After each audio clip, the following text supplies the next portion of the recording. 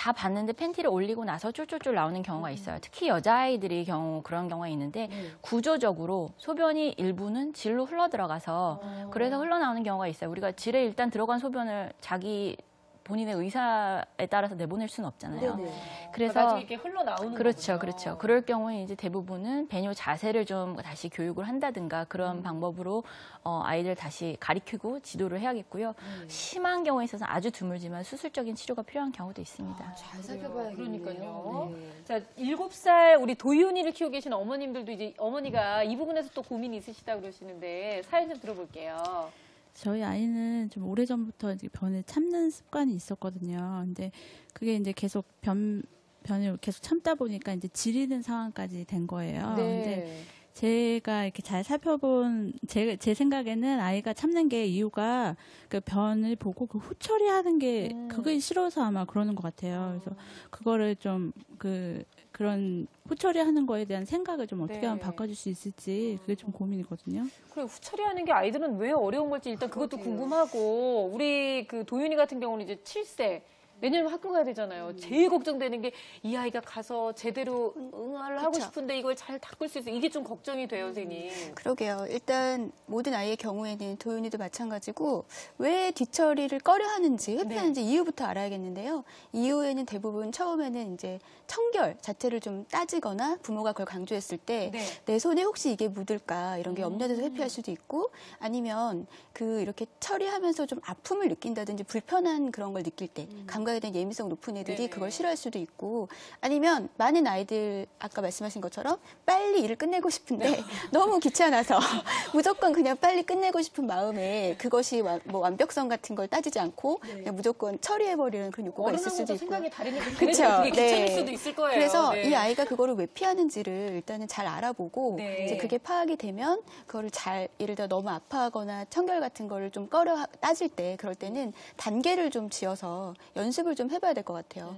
무조건 엄마가 아이한테만 맡기지 말고 엄마가 그게 더럽지 않다는 걸 보여준다든지 엄마 손에 묻지 않는다. 그래서 엄마가 이렇게 여러 번 반복해서 보여준다든지 그리고 또 간혹은 아이 입장에서 엄마한테 무조건 시키고 싶어서 자기가 안 할 수도 있거든요. 이제 그런 심리인 것도 좀 파악을 해야겠죠. 엄마를 부르고 싶은 거죠. 또 너무 자주 뭐 소변을 보고 싶다든가 그런 아이들 같은 경우 심리적인 또 영향이 또 있을 수가 있는 건지 궁금하거든요, 선생님. 물론 있을 수가 있고요. 저희만 해도 뭐 긴장이 되는 순간이라든가 뭐 춥다라든가 그런 여러 가지 변화에 의해서 화장실 가는 횟수가 변하잖아요.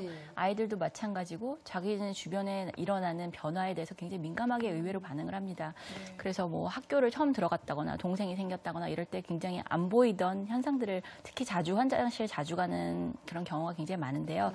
실제로 이런 스트레스나 심리적인 문제가 아니고 방광에 우리가 과활동성 방광이라고 얘기를 하는데 방광이 수축해야 될 시간이 아닌데 그러니까 충분한 제 용량만큼 차지 않았는데 방광이 수축을 하면 마려운 느낌으로 느껴져요, 아이는.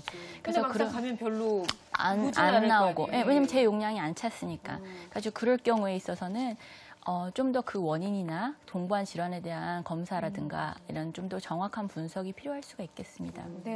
우리 현우 어머님께서는 배뇨 문제와는 더 고민이 없으세요, 혹시? 배뇨요? 지난 방송에서도 느꼈지만 이게 배뇨 문제가 아이 문제만이 아니라 엄마한테도 이게 스트레스가 많이 오더라고요. 네, 그럼요. 그러다 보니까 애한테 처음에는 이렇게 말로 다 타이르다가도 점점 갈수록 이게 수위가 높아지면 엄마 이게 손이 이게 그냥 자연적으로 이게 올라가요.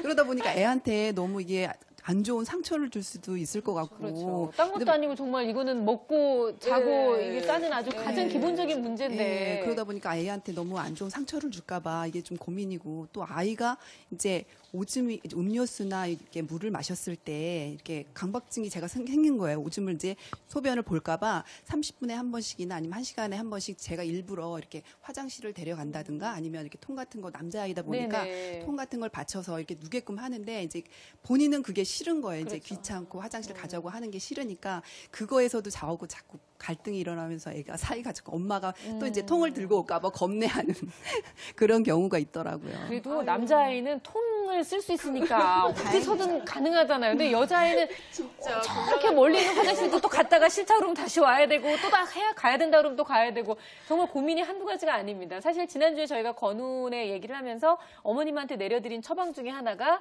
이제 너 응아할래? 응아할까? 응아 얘기 좀 이제 그만 줄여달라 이거 부탁을 드렸었는데 엄 선생님 저희가 그 아이의 배뇨 문제를 해결하기 위해서 뭔가 단계적으로 해야 되는 훈련 같은 것도 있을 것 같아요.